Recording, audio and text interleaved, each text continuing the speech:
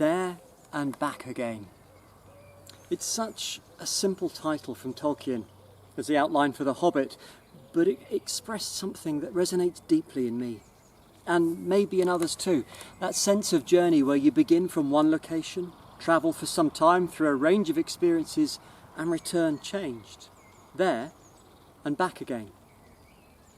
Last year I was granted 3 months study leave to write a new book.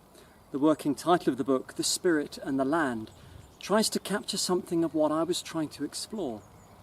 My original intent was to spend a month by a loch, a month in a forest, and a month in the mountains, until we realised that one of our favourite places in the West Highlands is next to a sea loch, surrounded by woodland and on a path that leads up a mountain, which made it a bit of a no-brainer really. So we pitched up on Bank Holiday Monday after Easter Sunday, slept for a few days. Holy Week is more exhausting than you can imagine unless you're a vicar, and then began the study leave proper. Now, if you've ever been on a serious retreat for a week or just a few days, you'll know that if you open a door for the Spirit of God to work, she will usually seize the opportunity. I don't think I had any idea what I'd let myself in for. The book, it's still not finished, but I'm getting there. But I know that when we returned in late July to people bombarding us with questions about how it had been and what it had been like, I probably looked a little like the proverbial rabbit caught in the headlamps. It had been one of those experiences that was almost impossible to put into words. We'd had to cope while we were away with family bereavement, with illnesses and a whole host of other concerns, while being challenged in prayer and in reading repeatedly about and directly experiencing the presence of God in the natural world. So when people ask me about it, I couldn't describe it. If I'm honest, I still find it hard to put it into words. All I know for sure is that the priest who came back was different from the one who went away. It was a real life example of that circular narrative of the one who went there becoming someone else by the time he'd completed the and back again journey. I relate this to you because this week's gospel reading is another example, although of a far shorter one in terms of time and geography, of there and back again. But it's also a far more expansive one in terms of how the journey's described. It's an everyman journey. It's a microcosm of the spiritual journeys on which we must all travel if we're going to grow. So here's the reading. This is from Luke chapter 24. It's the walk to Emmaus. Now, on that same day, 2 of them were going to a village called Emmaus, about 7 miles from Jerusalem, and talking with each other about all these things that had happened. While they were talking and discussing, Jesus himself came near and went with them, but their eyes were kept from recognizing them. And he said to them, "What are you discussing with each other while you walk along?" They stood still, looking sad. Then one of them, whose name was Cleopas, answered him, "Are you the only stranger in Jerusalem who does not know the things that have taken place there in these days?" He asked them, "What things?" They replied, "The things about Jesus of Nazareth, who was a prophet, mighty in deed and word before God and all the people, and how our chief priests and leaders handed him over to be condemned to death and crucified him. But we'd hoped that he was the one to redeem Israel. Yes, and besides all this, it's now the 3rd day since these things took place. Moreover, some women of our group astounded us. They were at the tomb early this morning. And when they did not find his body there, they came back and told us that they had indeed seen a vision of angels who said that he was alive. Some of those who were with us went to the tomb and found it just as the women had said, but they did not see him." Then he said to them, "Oh, how foolish you are, and how slow of heart to believe all that the prophets have declared. Was it not necessary that the Messiah should suffer these things and then enter into his glory?" Then, beginning with Moses and all the prophets, he interpreted to them the things about himself in all the scriptures. As they came near the village to which they were going, he walked ahead as if he were going on, but they urged him strongly, saying, "Stay with us, because it's almost evening, and the day's now nearly over." So he went in to stay with them. When he was at the table with them, he took bread, blessed, and broke it, and gave it to them. Then their eyes were opened, and they recognized him, and he vanished from their sight. They said to each other, "Were not our hearts burning within us while he was talking to us on the road, while he was opening the scriptures to us?" That same hour they got up and returned to Jerusalem, and they found the 11 and their companions gathered together. They were saying, "The Lord has risen indeed, and he's appeared to Simon." Then they told what had happened on the road, and how he had been made known to them in the breaking of the bread. The theologian Tom Wright picks out the way that this is a reverse echo of the second creation story. In that one, Adam and Eve are tempted by a serpent to eat something that they'd been told not to eat, the fruit of the tree of knowledge about good and evil. In the moment that they ate, it says, their eyes were opened to their nakedness, and in their shame they hid themselves.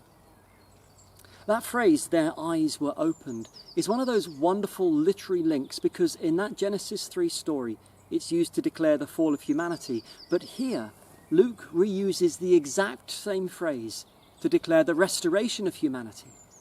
Their eyes were opened to see the new Adam, the risen Christ, whose sacrifice reversed the decision of Adam and Eve.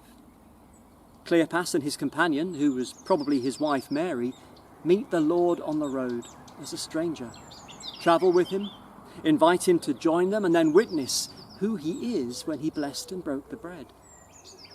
The eating of blessed bread, the body of Christ, became a reversal of the eating from the fruit of the tree of the knowledge of good and evil. Their eyes were opened to a new spiritual reality, one of forgiveness, reconciliation, and a new start. It's humanity's there and back again. But it's not just humanity's story. It's our own stories too. This Emmaus journey is an echo of our own spiritual journeys. If we are to touch the divine reality and be changed by it, then today's reading leads us through, in a masterful telling of the simple there and back again circular narrative, some of the different states of mind that we have to go through, that we have to travel through, if we're going to be changed. Look first at Cleopas and Mary's initial response to the stranger. They're sarcastic. When someone tries to tell us something spiritual, how often do we begin with sarcasm as a way of responding to them? Sarcasm is a means of protection. It belittles the person to whom we're speaking by placing ourselves in a position of superiority, perhaps of acting as if we've greater knowledge than them. That then protects us from having to take them seriously. If you like, sarcasm is a form of armour that protects us from having to investigate for ourselves. It's a way of inoculating ourselves against something that might challenge us in a way that would require us to change. The point on a spiritual journey when we might entertain any kind of progression begins with the moment when we take the claims of somebody else seriously. The next step on an Emmaus journey is honesty. Cleopas and Mary are honest about how they feel. They feel let down. They tell the stranger what they've gone through, what they've witnessed, and how it all seemed to go so wrong. And he listens. For many of us, this honesty is a vital step forwards. I don't know about you, but I've been spiritually disappointed so many times. I've prayed for people who never got better. I've asked for things that I thought were important and not received them, and I've told God that, sometimes in no uncertain terms. It's not uncommon then for the Spirit to point at something else and say, "Paul, did you not notice that then?" Spiritual disappointment usually occurs because we think we know how God should act, and when God doesn't act in that way, we get angry or upset or simply disillusioned. So many of us falter on our spiritual Emmaus journeys because we think we know best. But we keep that to ourselves. If we do that, then it's just going to fester within us. We have to declare that to God. We have to say, "This isn't good enough. Why did you desert me at the moment I needed you? Why did you let them die when you promised that anything we asked in Jesus' name would be given?" We have to be honest with God because honesty opens a door. And that's what happens next. Cleopas and Mary pour out their disappointment and then they allow themselves to be taught. So the next stage on our Emmaus journeys is one of humility. a recognition that we might be wrong. Now, for many of us, I think this is the stumbling block. I say this because of the number of times I've noted in myself an unwillingness to recognize I was wrong. And it's something that I see repeatedly in people as we get older. I wish I knew why it is, but I find in myself that it becomes steadily harder to be corrected. This was actually one of the hardest parts of my study leave last year, being corrected by the Spirit. But that's another story. What I have found, though, is a tendency to become more entrenched in my opinions as I age, and more sure that I'm the one in the right, and more likely, therefore, to dig my heels in. This is also the story the world over for most of us in any kind of leadership. We have a vision of how things could be, but so often the hardest people to move forwards are the older people. And I'm now getting to be one of them. Thomas Kuhn wrote an incredibly important book, The Structure of Scientific Revolutions, in which he argued the point that science only moves on when a previous generation of scientists has died off and stopped defending their indefensible theories. In Christian circles, I know of one organisation that utterly refuses to train anyone for leadership who's over the age of, would you believe, 40. Now that sounds a little bit harsh, especially for someone who's in their mid-50s, but there is a serious truth behind that. We become far more difficult to train when we're older because we're sure that we're the ones in the right. At some point we have to ask if we're the ones who need to get out of the way. So humility is a vital piece of the puzzle on our spiritual Emmaus journeys.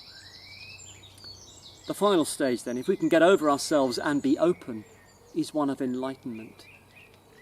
There is a spiritual experience in this case. We might call it an epiphany, a moment of realization, a change.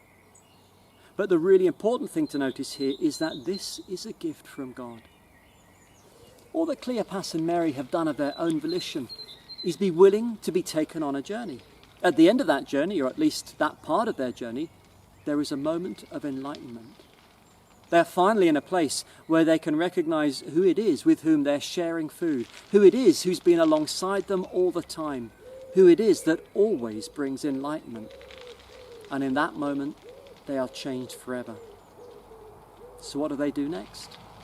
They do what comes naturally to all of us in a moment of enlightenment. We want to tell somebody else. Having walked 7 miles, they then walk another 7 miles back to Jerusalem to tell their story and hear for themselves the good news about the resurrection of Jesus. The conclusion of a part of our own journey is often in the sharing of it so that someone else might begin or complete their own journey. Our there and back again may the beginning. It could be the beginning of somebody else's. There's one more thing about this Emmaus journey for everyone. The moment of enlightenment is fleeting. When their eyes are open to the presence of Jesus, he disappears. We cannot hold on to the elusive presence of God. We're not intended to live like that. We're not supposed to live in that moment all the time. I mean, this is gorgeous. This is beautiful. But I can't hold on to it. This will change. Spirituality changes. If we're open and willing, then we can have those enlightenment moments throughout our lives. But they are intended to be, if you like, the moment that the firing pin hits the bullet. They're intended to fire us from the barrel, move us forward. If the firing pin hits the bullet and it goes nowhere, it jams and the gun explodes. And I've seen the same thing happen repeatedly in the lives of those who seek one spiritual high after another. You have a kind of self-combustion. Moments of enlightenment should propel us forward in our Emmaus journeys so that we can meet with God along the way. May we have the courage to seek the risen one, that we may be changed, and not so that we may merely feel spiritual. May you be blessed with knowing where you are on this journey. And may you put one spiritual foot in front of the other so that you can forever move forwards.